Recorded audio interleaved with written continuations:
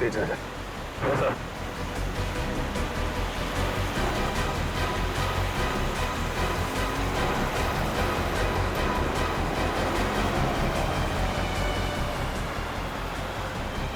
Overtake कर।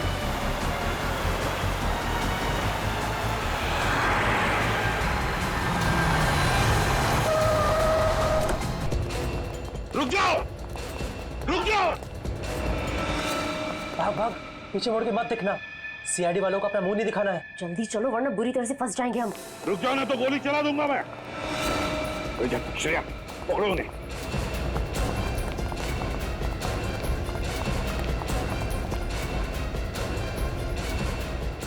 यहाँ क्या है?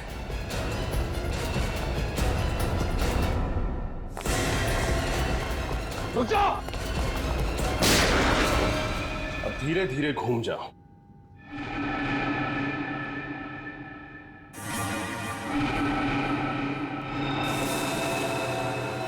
अरे ये तीनों टेबल पर ऐसे क्यों पड़े हैं? खून?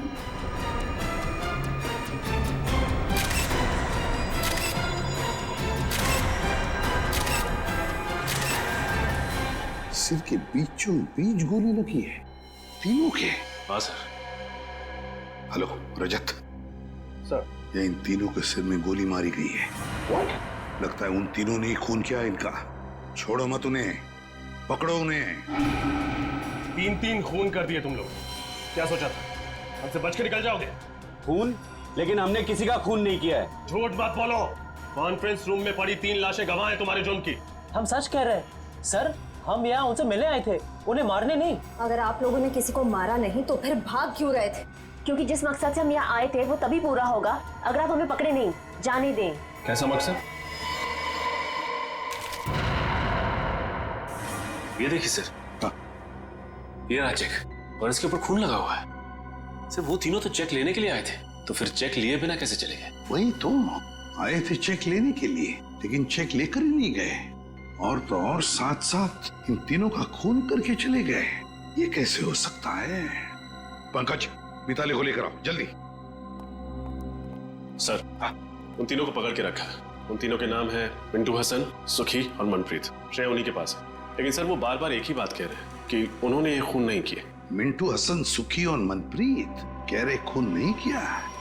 रजत, डॉक्टर तारिका को बुलवा लेते हैं और उससे इन तीनों की गन पाउडर टेस्ट करवाते हैं। पता चल जाएगा कितना सच बोल रहे, कितना झूठ। सारे कमरे की अच्छी तरह से तलाशी लेते हैं, कुछ ना कुछ तो जरूर मिलेगा। चेक करो।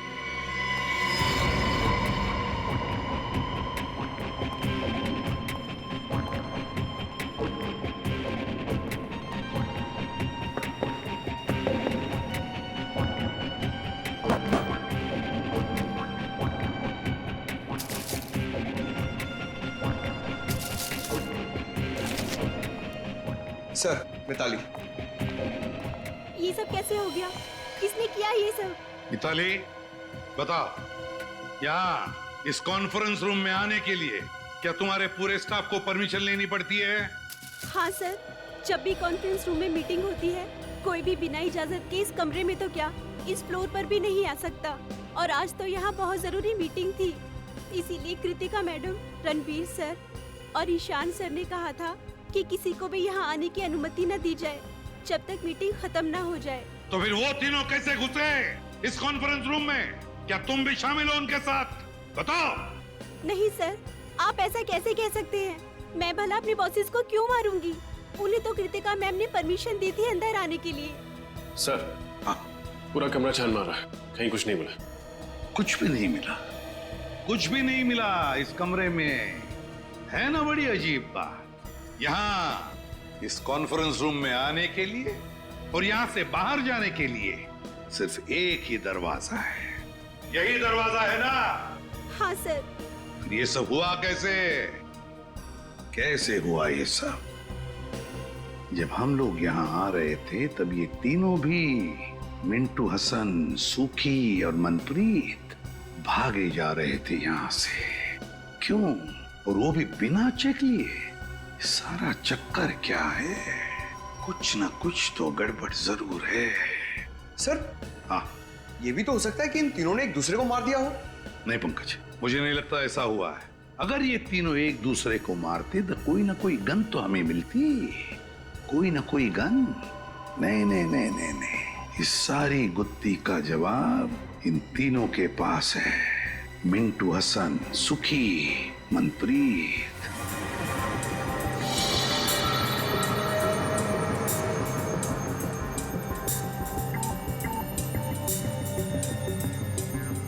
ये लोग सच कह रहे हैं सर, इनमें से किसी ने भी गोली नहीं चलाई। किसी के हाथ पर गन पाउडर का निशान नहीं।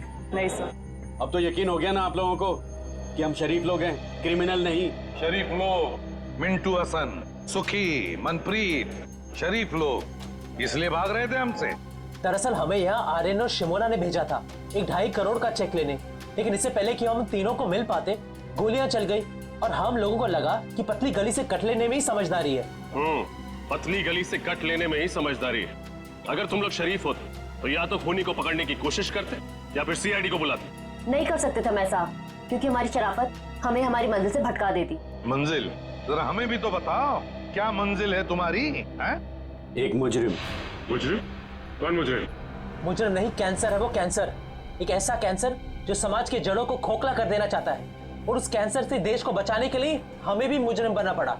पर हम सिर्फ छोटे मोटे जुर्म करते हैं, शरीफों को नुकसान नहीं पहुंचाते। हम तो बस इतना चाहते हैं कि हमारे गुनाहों से प्रभावित होके वो हमें अपनी दुनिया में एंट्री दे दे। इसीलिए भाग रहे थे तुम हमसे? पकड़े नहीं जाना चाहते थे, क्योंकि अगर पकड़े जाते तो उनके गैंग में घुस नहीं पाते, है ना? जी हाँ, क्योंकि अपने सारे काले धंधे सफेद चादर की आड़ में करता है, और जुर्म के दुनिया के कीचड़ की एक बूंद भी उसके पाप के महल को धाराशाही कर सकती है। इसीलिए हम नहीं चाहते थे कि हम आपके साथ पकड़े जाएं। लेकिन आप लोगों ने पकड़ ही लिया। ये शिमोना और आर्यन, इनका क्या संबंध है इस बात से? वो दोनों उसी के लिए तो काम करते हैं, और हम तो उन्हें बस सीढ़ी की तरह इस्तेमाल कर रहे थे ताकि उन तक पहुंच सके। मतलब शिमोना और आर्यन ने मिलवाया तुम्हें इस रणवीर, ईशान और कृतिका? जी हाँ, कल दोपहर आर्यन और शिमोना की नकली आर्ट एग्जीबिशन में। आर्यन और शिमोना दिख रहे हैं कहीं? वो रहे, शिमोना लाल सलवार में और आर्यन ब्लैक कोट में। अपने हुनर का गलत फायदा कैसे उठाया जाता है, कोई इनसे सीखे। न जाने कितने लोगों को उल्लू बनाया इन दोनों ने अपने आर्ट और एंटीक के चक्कर में। गुड, काफी अच्छी जानकारी है आपको पेंटिंग्स की। मुझे लगता है ये वाली पेंटिंग हमारे कॉन्फ्रेंस रूम के लिए काफी अच्छी रहेगी। क्यों कृतिका? वाकई इस पेंटिंग में कुछ तो कशिश है। बिल्कुल ठीक है आपने कृतिका जी। एक नायाब हीरे की कीमत एक अच्छा जौहरी ही परख सकता है, और आपकी आंखों में परखने की नजर कूट कूट कर भरी है। पर 3 करोड़ तो ज्यादा ही है इस पेंटिंग के लिए। अरे कैसी बातें कर रहे हैं आप? इस पेंटिंग के लिए 30 करोड़ भी कम है। और वैसे भी जो चीजें अनमोल होती है ना, उनकी कीमत नहीं लगाई जाती। क्यों आर्यन? क्या डायलॉग मारा है। जो चीज अनमोल होती है ना, उसकी कोई कीमत नहीं बताई जाती। देखना, इस पे तीनों के तीनों क्लीन बोल्ड हो जाएंगे। पर कुछ तो कम कीजिए, बहुत ज्यादा है। भाई, हमें कृतिका जी की मुस्कान बहुत पसंद आई। जी शुक्रिया। आप एक काम कीजिए, 3 की जगह 2.5 करोड़ दे दीजिएगा। ठीक? ठीक है, डन करते हैं। तो फिर ठीक है, कल हम सारी पेंटिंग्स आपके ऑफिस में भिजवा देते हैं और आपसे चेक भी ले लेंगे। ठीक है। तो फिर बोलिए, कल कितने बजे तक कॉन्फ्रेंस रूम में आएंगे आप पेंटिंग्स देखने के लिए? 11 बजे सही रहेगा। 11 बजे मिलते हैं। डन। डन। Thank you.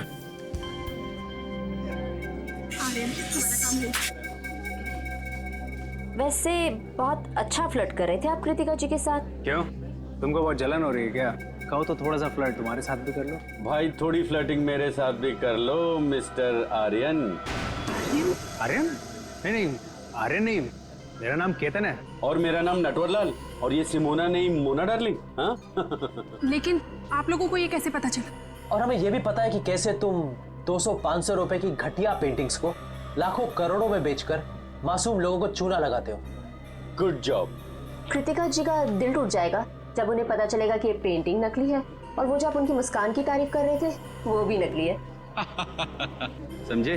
कितना पैसा चाहिए तुम लोगों को? बड़े समझदार हो, जल्दी मुद्दे पे आ गया। हाँ, एक ठग को दूसरे ठग को समझने में ज्यादा वक्त नहीं लगता। हमें तुम्हारा पैसा नहीं चाहिए, हमें उस आदमी का पता चाहिए जिसके लिए तुम काम कर रहे हो। लेकिन क्यों? आप लोग हमारे बॉस तक क्यों जाना चाहते हैं? ये सोचना तुम्हारा काम नहीं है। अगर तुम चाहते हो कि तुम्हारी 420 की गाड़ी सही सलामत चलती रहे, तो जैसे कह रहे हैं वैसा ही करो। ठीक है, लेकिन आप लोगों को हमें ये गारंटी देनी पड़ेगी कि हम दोनों का धंधा चौपट नहीं होगा। दे सकते हैं? नहीं होगा। बस अब बताओ कैसे पहुंचेंगे उस तक? बहुत सरल है, बस आप लोगों को उन्हें यकीन दिलाना पड़ेगा कि आप लोग हमारे लिए काम करते हैं। पर वो कैसे होगा? सिंपल है, कल इस पेंटिंग के 2.5 करोड़ का चेक हम लोग नहीं, आप लोग लेने जाएंगे। शिमोना का इन तीनों से पूछना कि तुम लोग कॉन्फ्रेंस रूम में कितने बजे तक रहने वाले हो, ये बात कुछ हजम नहीं हो रही है। सर, हो सकता है इन तीनों का खून आर्यन और शिमोना ने किया हो। उन्हें ऐसा लगा हो कि हमारा भी काम हो गया और ये तीनों भी फंस गए। पंकज, जो तीनों भी आर्यन और शिमोना के कस्टमर्स थे तो वो उन्हें क्यों मारेंगे? नहीं नहीं नहीं नहीं, कुछ और ही चक्कर है। अच्छा एक बात बताओ, तुम लोगों को कुछ याद आता है? कोई ऐसी खास बात जो हमें बताना भूल गए हो तुम? एसीपी सर, एक फोन तो आया था आर्यन को? नहीं, रणवीर को। और वो बहुत गुस्से में बात कर रहा था फोन पे। नहीं, क्या बात कर रहा था वो? Excuse me. हेलो, क्या ऐसे कैसे खराब हो गया? उसे जल्दी से ठीक करवाओ। कल सुबह 11 बजे मेरी एक बहुत जरूरी मीटिंग है, उसे पहले ये काम हो जाना चाहिए, समझे?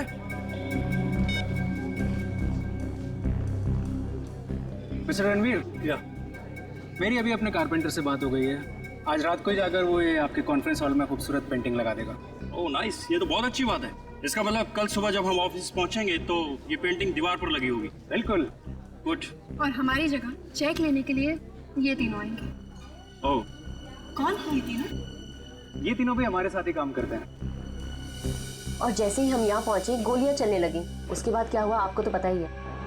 कुछ ना कुछ तो गड़बड़ जरूर है, कुछ ना कुछ तो गड़बड़ जरूर है, वरना इस आर्यन ने रात को फोन करके तुरंत पेंटिंग्स क्यों लगवा ली कॉन्फ्रेंस रूम में? कुछ ना कुछ तो गड़बड़ जरूर है। क्या तुम लोगों ने इन दोनों को देखा था बिल्डिंग में? नहीं, वो दोनों तो यहाँ कहीं नजर नहीं आए। कहीं भी दिखाई नहीं दिए। तो फिर ये खून किया किसने? ये खून किया किसने? किसने किया ये खून? आसान के पता चला गोलियां कैसे चली? हाँ, पता तो चला है कुछ, शायद मदद मिल जाए। तो बता दे। उसे कृतिका, ईशान और रणवीर ऐसे ही बैठे थे ना कॉन्फ्रेंस रूम में? बिल्कुल ऐसे ही बैठे थे और तीनों के सिर के बीचों बीच गोली लगी है। और वो गोली एक ही कैलिबर की है बॉस, जो तीनों को लगी है। और तीनों को गोली 55 से 60 डिग्री के एंगल से चली है, ऐसे।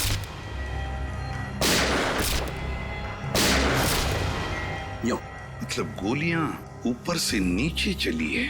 सर, फिर तो खूनी को भी ऐसे ही किसी ऊंची चीज पर चढ़ना पड़ा होगा। तो क्या सर खूनी ने इन सब पर कॉन्फ्रेंस रूम की टेबल पे चढ़ के गोलियां चलाई होंगी? नहीं निखिल, कॉन्फ्रेंस रूम की टेबल पर चढ़कर कैसे गोलियां चलाएगा? क्योंकि अगर खूनी या जो भी जिसने भी टेबल पर चढ़कर गोलियां चलाई तो फिर उसके जूतों के निशान मिलते हैं हमें। चलो उसने जूते के निशान अगर साफ भी किए होते तो भी उसके जूते के नीचे जो धूल लगी रहती है वो तो मिल जाती, उसके ट्रेसेस तो मिल जाते हमें। वैसा तो कुछ भी नहीं मिला हमें। और एक बात सर, इन तीनों के शरीर पर कोई भी हाथापाई के निशान नहीं मिले। ओह, कोई भी हाथापाई के निशान नहीं? तो हो सकता है खूनी इन तीनों को जानता हो और शायद इसी बात का फायदा उठाया उसने और चला दी गोली। सड़ोंके, उस चेक के ऊपर जो खून मिला था वो किसका था? बस वो खून रणवीर का है। रणवीर का है? लेकिन सर, इन तीनों को मारकर किसी को क्या फायदा हो सकता है? इन तीनों को मारकर किसी का क्या फायदा हो सकता है ये तो हम पता लगा ही लेंगे श्रेया। लेकिन पहले उस कॉन्फ्रेंस रूम में फिर से जाना होगा, फिर से देखना होगा कि गोली चली कैसे। ऊपर से कुछ ना कुछ तो है उस कॉन्फ्रेंस रूम में जो हमारी नजरों से छूटा है। इस कॉन्फ्रेंस रूम में जाकर फिर से अच्छी तरह से देखते हैं, अच्छी तरह से। तो तुम हो विशाल, इस कंपनी के चौथे और सबसे बड़े हिस्सेदार। जी सर। इन तीनों की मौत के बाद तो तुम कंपनी के मालिक बन गए हैं? जी, सही कहा आपने। मुबारक। मिठाइयाँ लाए हो? मिठाई? सर, मेरे पार्टनरों के साथ इतना बड़ा दुखद हादसा हुआ है और आप मिठाई खाना चाहते हैं? अब करोड़ों रुपए जो मिल गए तुम्हें और फिर कंपनी पूरी की पूरी तुम्हारी हो गई, नहीं?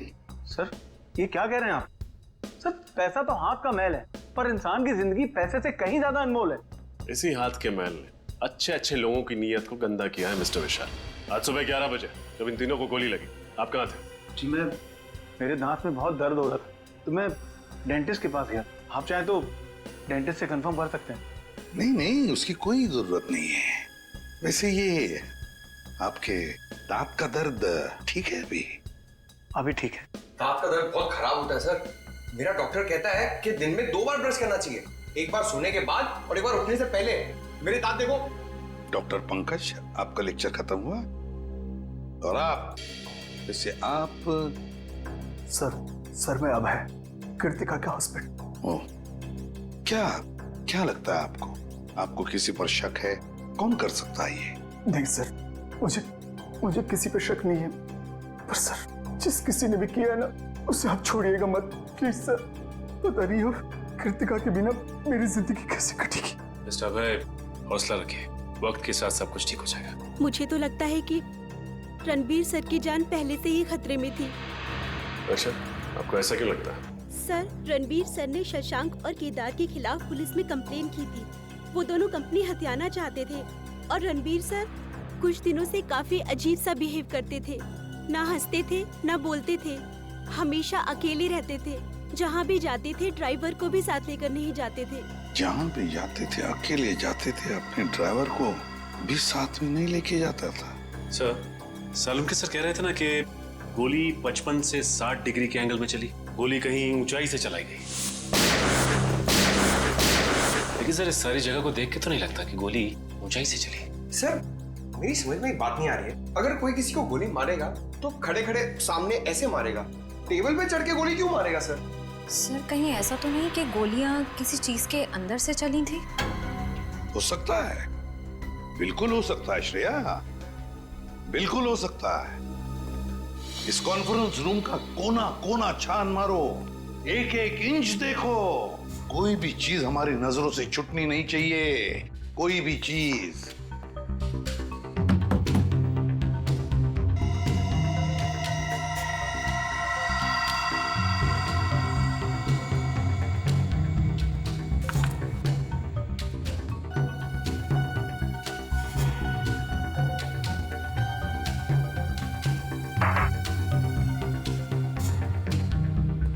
सर, फिर से कुछ नहीं मिला।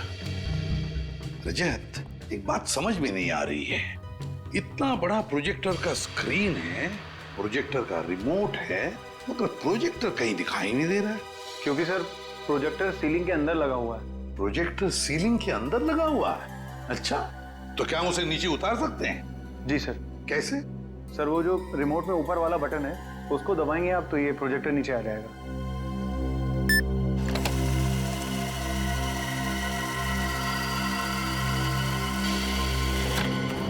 ओह, तो ये बात है, प्रोजेक्टर ऊपर सीलिंग के अंदर। विशाल जी, एक बात बताइए, ये रणवीर, ईशान और कृतिका, ये तीनों भी क्या मीटिंग के वक्त इन्हीं कुर्सियों पर बैठते थे या कहीं पर भी? जी हाँ सर, जब भी हम मीटिंग लेते थे कॉन्फ्रेंस हॉल में, ये तीनों इन्हीं जगहों पर ही बैठते। इन्हीं 3 कुर्सियों पर बैठते थे। रजत, उतारो इस प्रोजेक्टर को नीचे, खोलो।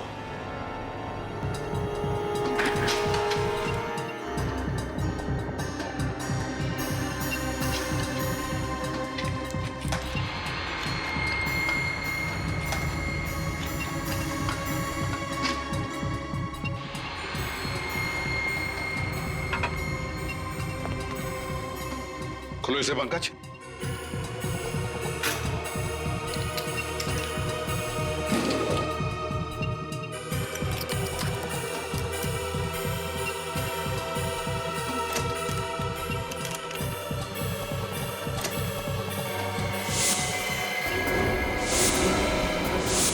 वाह रे वाह, इसमें तो गन फिट की गई है।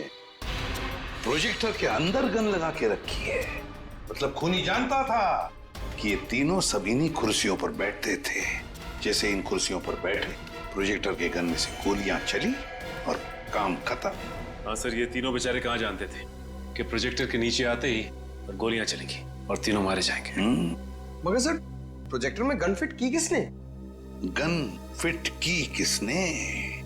सर, मिंटू हसन कह रहे थे ना कि उन्होंने रणवीर को फोन पर किसी से बात करते हुए सुना था और रणवीर कह रहा था कि आज ही ठीक हो जाना चाहिए। उसे जल्दी से ठीक करवाओ। कल सुबह 11 बजे मेरी एक बहुत जरूरी मीटिंग है, उससे पहले ये काम हो जाना चाहिए, समझे? नहीं, रणवीर इस प्रोजेक्टर की बात तो नहीं कर रहा था? हाँ, हो सकता है। मिताली, क्या मीटिंग से पहले किसी ने इस प्रोजेक्टर को हाथ लगाया था? कोई रिपेयर करने आया था?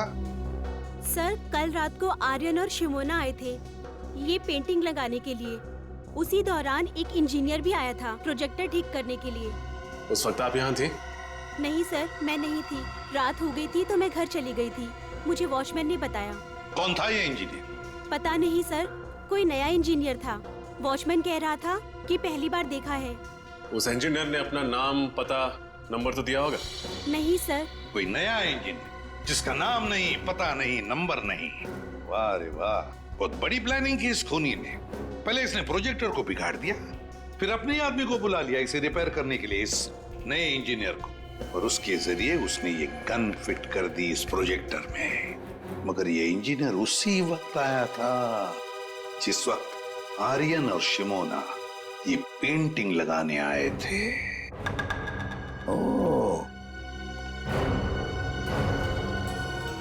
तो इसका मतलब है आर्यन और शिमोना, ये दोनों का कोई ना कोई कनेक्शन जरूर है इन 3 खूनों के साथ। सर, ये आर्यन और शिमोना हर जुर्म से पहले अपनी पहचान बदल लेते हैं। शायद इस वक्त भी अपने नए जुर्म के बारे में सोच रहे हैं। हाँ, तो पता लगाओ ये आर्यन और शिमोना इस बार अपने चेहरे पर कौन सा नया चेहरा लगाने वाले हैं। शशांक और केदार, पता है इस कागज में क्या है? क्या लिखा है सर? तुम्हारे अतीत का इतिहास। कैसा इतिहास? किस तरह आप लोग बड़ा मगरमच्छ बनकर छोटी मछलियों को खा जाना चाहते हैं, इसका इतिहास।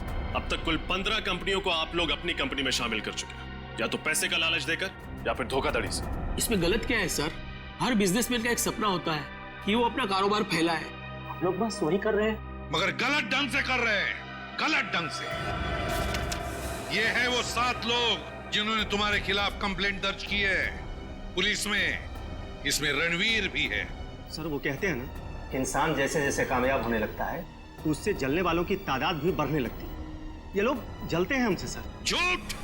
इसलिए बिना वजह ये लोग हमारी तरक्की में बाधा डालने की कोशिश कर रहे थे। ये लोग झूठ बोल रहे हैं। क्या तुमने इन लोगों को धमकी नहीं दी कि तुम्हारी कंपनी हमें दे दो? हाँ या ना?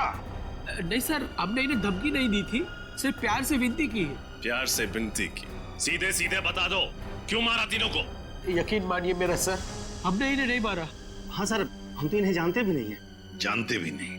ठीक है, निकल, तेरा दिखाओ इन्हें फोटो। गौर से देखो, पहचानते हो इन्हें? नहीं सर, हम इन्हें नहीं पहचानते। ये शिमोना है और ये आर्यन, आपकी तरह 420। आर्यन और शिमोना, हम ये नाम पहली बार सुन रहे हैं सर। हाँ सर।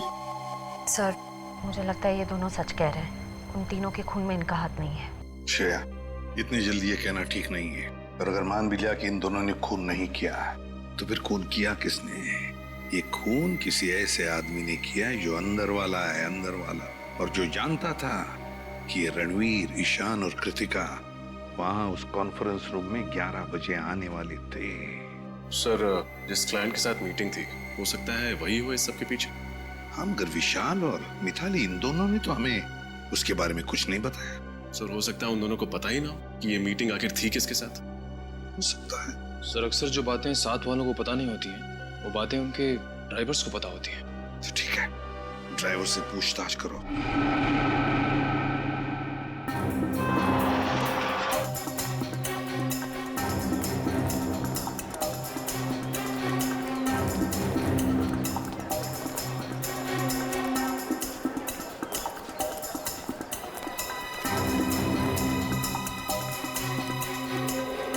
Excuse me. मैं सीआईडी से इंस्पेक्टर सचिन हूँ। आप जरा ये दोनों फोटो देखिए। क्या ये लड़का और लड़की आपके यहाँ पासपोर्ट बनवाने आए थे क्या? नहीं सर, ये दोनों तो कभी नहीं आए। पूरे यकीन से कह सकते हैं कि कभी नहीं आए? हाँ सर, मैं पूरे यकीन से कह सकता हूँ कि ये नहीं आए। Thank you. वेलकम। ये आर्यन और शिमोना है। क्या ये दोनों आपके बैंक में नया अकाउंट खुलवाने आए थे? आर्यन और शिमोना? एक मिनट सर।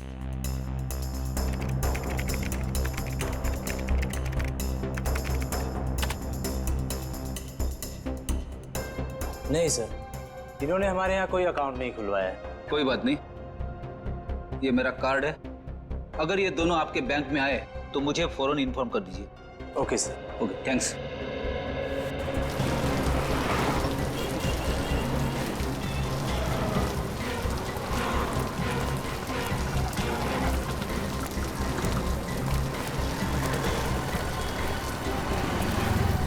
सर, कहीं हमारी तहकीकात की राह गलत तो नहीं है? शायद इस बार आर्यन और शिमोना ने कोई नया अकाउंट खुलवाया ना हो। नहीं फ्रेडी, ऐसा नहीं हो सकता। आर्यन और शिमोना का जुर्म गणित की गिनती की तरह है। जिस तरह से 3 से पहले 2 का आना तय है, उसी तरह शिमोना और आर्यन का बैंक अकाउंट खुलवाना तय है। एक काम करते हैं, आगे के बैंक चेक करते हैं। चलो। मैनेजर साहब। जी कहिए। हम लोग सीआईडी से। सीआईडी? जी हाँ, सीआईडी। जरा इन फोटो को गौर से देखिए। ये आर्यन और शिमोना, क्या ये आपके बैंक में अकाउंट खुलवाने आए थे? ये दोनों?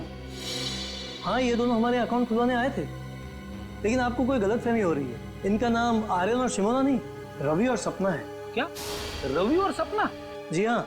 ये दोनों 420 इतने धड़ल्ले से अपने नाम बदल रहे जैसे हर शुक्रवार को सिनेमा हॉल में फिल्म बदलती रहती है। अच्छा, ये उनकी डिटेल्स देख सकते हैं? जी, एक मिनट। हाँ वीरेंद्र, उस फाइल में से रवि और सपना की डिटेल्स लेकर आना। हाँ।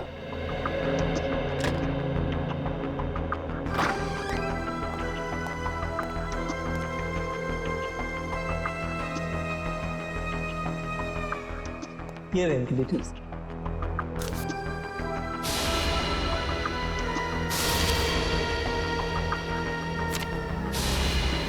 सारे जरूरी कागजात और डॉक्यूमेंट्स वगैरह दिख रहे हैं।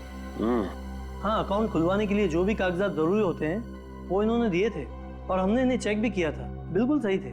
और तो और हमारी एक टीम इनके घर भी जाने वाली है एड्रेस वेरिफिकेशन के लिए। Address verification? एड्रेस तो यही बताया था ना उन लोगों ने। Yes sir.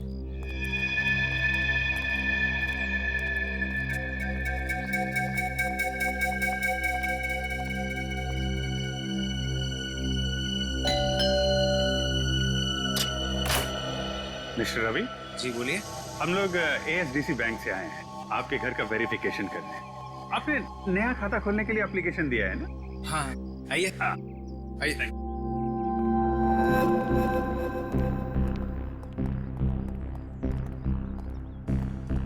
बहुत बढ़िया घर बनाया आपने सर। अच्छा, सपना मैम है ना, उनके भी सिग्नेचर्स लगेंगे। अच्छा हाँ, सपना। सपना,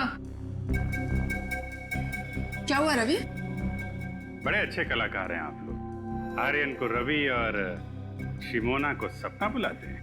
मतलब आप लोगों का खेल खत्म हो चुका है मिस्टर आर्यन और मिस शिमोना। कौन हो तुम लोग और हमारा असली नाम कैसे जानते हो? अरे भैया सुनो, जिस स्कूल में तुम पढ़ते हो ना, उसके हम लोग हेडमास्टर्स रह चुके, और तुम्हारे जैसे 420 हमारे जेब में लेके घूमते हम लोग। देखो देखो, मुझसे पंगा मत लो, बहुत खतरनाक आदमी हूं मैं। सीआईडी से खतरनाक तो नहीं हो सकते ना? सीआईडी? अरे कहाँ जा रहे?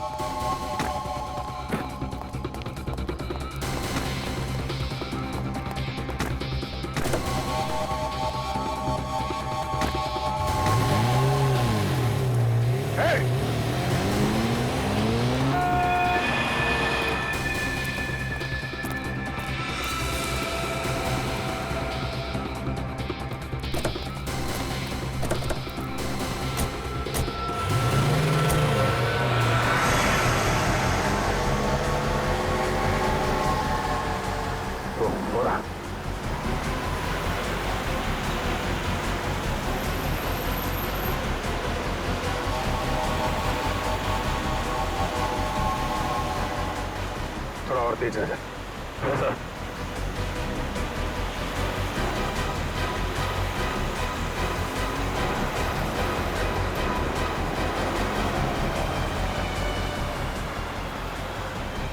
ओवरटेक कर।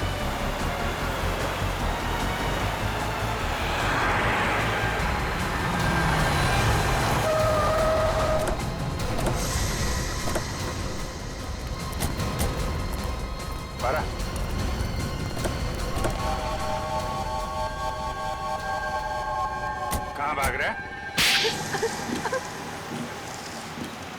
क्यों किया ये सब? ISHA के पेंटिंग के बाद ही हम लोगों ने प्रोजेक्टर में गन फिट करी थी। 2.5 करोड़ रुपए तो तुम लोगों को वैसे ही मिलने वाले थे, फिर 3 खून करने की क्या जरूरत थी? क्योंकि अगर हम उनका खून नहीं करते तो वो हमारा खून कर देते। वो कौन? सर वो पिछले महीने हमने एक आदमी को चूना लगाने की कोशिश करी जो हमारे जाल में फंसा ही नहीं। हाँ, तो मैं कैसे यकीन कर लूं कि जो जेवरात आप हमें बेचना चाहते हैं वो सब असली हैं और राजा महाराजाओं के वक्त के हैं? अगर आपको हमारे ऊपर यकीन नहीं तो ये रहा उसका प्रमाण पत्र। ये मिस्टर अभिमन्यु, उस राजघराने के वारिस, उनका नाम और नंबर इसी में। और वैसे भी अगर आपके बॉस को हम पर यकीन नहीं होता तो नीलामी में 5 करोड़ रुपए की बोली क्यों लगाते? ठीक है, बिना भरोसे के कोई भी सौदा पक्का नहीं हो सकता है। ये लीजिए अपनी रकम।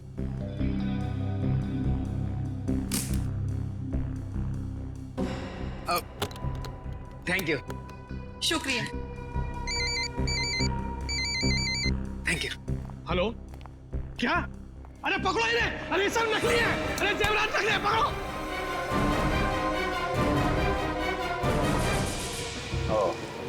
तो उन लोगों ने सोचा कि तुम्हें पुलिस के हवाले करने की बजाय क्यों ना तुमसे एक जुर्म और कराया जाए। सर, हम तो खून करने के बारे में सोच भी नहीं सकते। हम लोगों से पैसे ले, उनकी चाहने नहीं लेते। खून करने से इतना ही परहेज था तो क्यों साथ दिया उन लोगों का? सीआईडी के पास आना चाहिए था तुम लोगों को। कहाँ पकड़े गए थे तुम दोनों? सर वो होटल रिज में। Hotel ridge? रूम एसी लेंगे या नॉन एसी सर? सीआईडी, क्या बात है सर? सब ठीक तो है ना? ठीक तो कुछ भी नहीं है। इन तीनों को जानते हो? नहीं तो सर। नहीं पहचानते? मैं नहीं पहचानता सर। बुला अपने मैनेजर को। अरे वो रहे। मैनेजर साहब जल्दी आइए, सीआईडी वाले आए हैं। क्या हुआ सर? इन फोटोज को जरा ध्यान से देखिए। ये रणवीर, ये आर्यन और ये शिमोन। जरा डिटेल चेक करके बताइए, क्या ये आपके होटल में आए थे? ठीक है सर। नहीं सर, ये नाम के लोग तो हमारे होटल में कभी नहीं आए। शायद नाम बदल कर रह रहे हो। सर नाम बदल के आए होंगे तो पता नहीं, लेकिन पहले इन्हें इस होटल में आते हुए कभी नहीं देखा सर, जहाँ तक मेरा ख्याल है। जहाँ तक आपका ख्याल है? हेलो, हाँ जरा अंदर आना तो।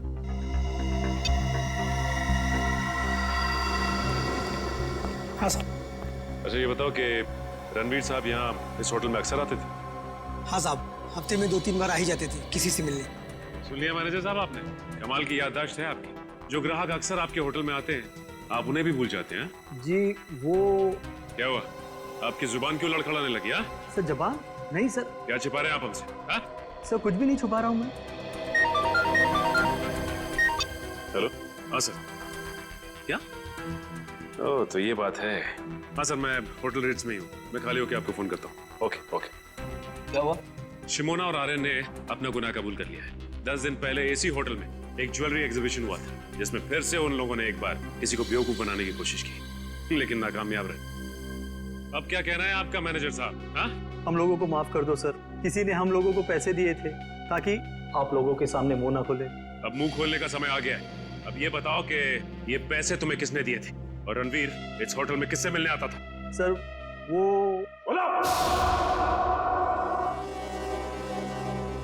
निखिल, इस वॉचमैन को ठीक तरह से समझा दिया है ना? हाँ सर समझा दिया, लेकिन थोड़ा डरा हुआ है। सर ये जो कोई भी है जो आर्यन और शिमोना को फंसा रहा है बहुत चालाक है। वो खुद तो कभी सामने नहीं आया, उसने अपना सारा काम अपने स्टाफ के जरिए करवाया। हाँ श्रेया, पर अब इस चेहरे का मुखौटा ज्यादा देर तक नहीं रहेगा। बहुत जल्द हम इसके जुर्म के खेल का पर्दाफाश कर देंगे। सर नाम लिया और मुजरिम हाजिर।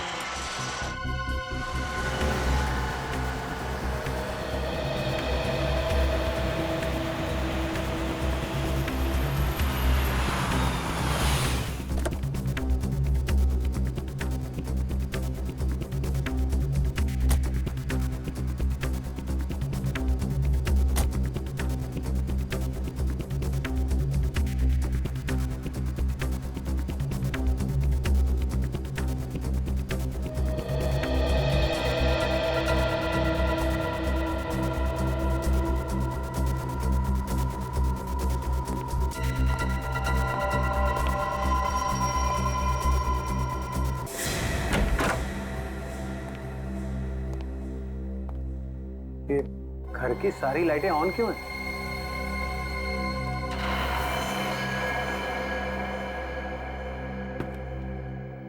कौन है? कौन है वहां पर? नीचे आओ। अरे क्या हाल है विशाल भाई, कैसे हो? दांत का दर्द कैसा है? मैंने कहा था ना आपको 2 बार ब्रश करना सोने के बाद उठने से पहले। तुम यहाँ क्या कर रहे हो? क्या आप मुझे यहाँ देख के खुश नहीं है? तो जरा पलट के इस तरफ देखो, शायद हमें देख के कुछ खुशी मिल जाए आपको। अरे सर, आप लोग यहाँ पर मेरे घर में? क्या खूनी का पता चल गया सर? हाँ पता चल गया, तो हमने सोचा कि खुद चल के अपने हाथों से उसका जबड़ा हिला दे। जबड़ा हिला दे? सर तो उसके लिए तो आपको खूनी के घर में होना चाहिए, फिर भला आप यहाँ मेरे घर में क्या कर रहे हैं? अपना एक गाल जरा यहाँ लाना। आजा। सर आपको मुझ पर शक है? शक नहीं, पूरा यकीन है। सर कहाँ जा रहे हो विशाल बाबू? अपनी कंपनी का शेयर छोड़ चल। मेरे मिट्टू, अब एक अच्छे तोते की तरह चुपचाप सच बताना शुरू करते हैं, समझा?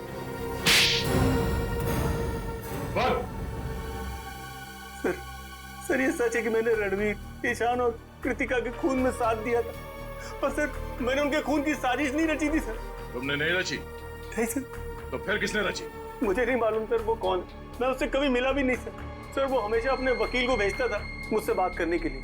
सर लगता है हमें गुमराह करने के लिए कहानियां बना रहा है। उन तीनों की मौत के बाद सारी दौलत तो इसकी हो गई, उसके पास सबसे ठोस वजह थी उनको मारने की। नहीं मैम, सर वो चाहता था कि मैं इस कंपनी को दिवालिया घोषित कर दूं और उसके बाद इस कंपनी को एक नकली फर्म में बेच दूं, ताकि वो बाद में उस नकली फर्म से कंपनी को वापस खरीद ले। बहुत लंबी प्लानिंग की थी खूनी ने। अब तुम एक काम करो, उस वकील को फोन लगाओ और उससे वो कहना जो अब हम तुम्हें बताएंगे। हैं? बात थी जो तुम इस अनजान जगह पे कर रहे हो, अगर तुम चाहते तो ये बात ऑफिस में भी हो सकती थी। सुरेश जी बात बहुत जरूरी थी, इसलिए मुझे आपको यहाँ बुलाना पड़ा। कौन सी जरूरी बात थी? सुरेश जी, रणवीर ने ये कंपनी हमें बेचने से पहले किसी और को बेच दी है। अब इस कंपनी को बेचने का हक हमारे पास नहीं है। एक मिनट, क्या कहा आपने? इस कंपनी को बेचने का हक आपके पास नहीं? हाँ मैं सच कह रहा हूँ, रणवीर ने बाकी सारे पार्टनरों के साथ गद्दारी की और इस बात की भनक तक नहीं लगने दी किसी को। अच्छा ये बताओ, इस कंपनी के नए मालिक का नाम क्या है? हम हैं। वकील साहब को हमारा प्यार भरा नमस्कार। अपना प्यार भरा नमस्कार रखो अपनी जेब में, और अगर अपनी भलाई चाहते हो तो चुपचाप ये कंपनी उसको दे दो जिसका इस कंपनी पे पूरा पूरा हक। सुखी जी, हम तो इतने प्यार से बात कर रहे हैं इनसे और ये हमें धमकी दे रहे हैं। वो क्या ना मनप्रीत, ये लातों के भूत है, बातों से नहीं मानेंगे। ठीक कहा, बिल्कुल ठीक। इसीलिए आज मैं तुम दोनों को ऊपर भेजने का इंतजाम करके रहा हूं। किसी को पता भी नहीं चलेगा कि ये कंपनी कभी किसी और के नाम पे हुई थी। सर मैं अब है कृतिका का हस्बैंड। ऐसे कैसे भूल दोगे? क्या समझ रखा है हमें? घर नीचे रखो, पहले सीआईडी को तो आने दो। सीआईडी आए? पहले मैं तुम्हें मार देता हूं। चुप! कहानी तो अब तुम्हारी खत्म होगी फांसी के फंदे पर। चल! कहाँ भाग रहे हो अभय बाबू? अभी तो तुम्हें अपने जुर्म कबूल करना बाकी है।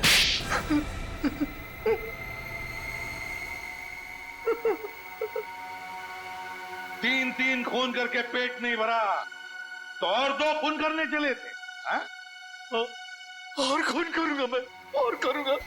जो भी मेरे और मेरी कंपनी के बीच में आएगा वो सबको मरना पड़ेगा। गद्दारी की थी मेरी पत्नी कृतिका ने मेरे साथ। कैसी गद्दारी? मैंने कृतिका, ईशान और रणवीर को पार्टनर बनाया था अपनी कंपनी में, ताकि वो तीनों मेरी मदद कर सके बिजनेस में, पर उन तीनों ने मिलकर मेरा ही पत्ता काट दिया मेरी कंपनी से। और ये विशाल जिसे मैंने लाया था, इसका हिस्सा मुझसे भी ज्यादा है मेरी कंपनी में। और इसलिए तुमने विशाल को अपने साथ मिला लिया और प्लान बनाया रणवीर, ईशान और कृतिका को मारने का, है ना? क्यों विशाल? फिर तुमने आर्यन और शिमोना की मदद ली और कॉन्फ्रेंस रूम के प्रोजेक्टर में वो मैकेनिज्म फिट कर दिया और ये बेचारे तीनों के तीनों मारे गए। तुम्हें पता था ये तीनों मरने के बाद इनका सारा हिस्सा विशाल को मिलेगा और विशाल कंपनी का मालिक बनेगा और फिर किसी भी तरह से तुम विशाल से कंपनी हथिया लोगे, क्यों? है ना? हाँ। फिर क्या करता मैं? अपनी खोई हुई कंपनी पाने के लिए यही एक रास्ता था मेरे पास। पर अफसोस अभय जी, तुम्हारा ये रास्ता फांसी के फंदे पर जाके खत्म होता है, फांसी के फंदे पर। और विशाल तुम भी नहीं बच सकते, क्योंकि मुजरिम का साथ देने वाला भी उतना ही बड़ा मुजरिम होता है। ले जाओ इन। चलो सर मुझे माफ कर दीजिए सर, मुझे माफ कर दीजिए सर। चलो सर मेरे कुछ नहीं है सर, मुझे माफ कर दीजिए। तो सॉल्व हो गया। हाँ रजत, ये केस तो सॉल्व हो गया, मगर वो तीनों कहाँ हैं? मिंटू, हसन, सुकी, मनप्रीत, उन तीनों ने भी बहुत मदद की हमारे इस केस में। पता नहीं कहाँ है सर, उनकी कोई खबर ही नहीं। अच्छे बच्चे हैं, बता रहे थे मंजिल के बहुत करीब पहुंचने वाले हैं। 26 तारीख बजाते रहो अच्छे बच्चे तो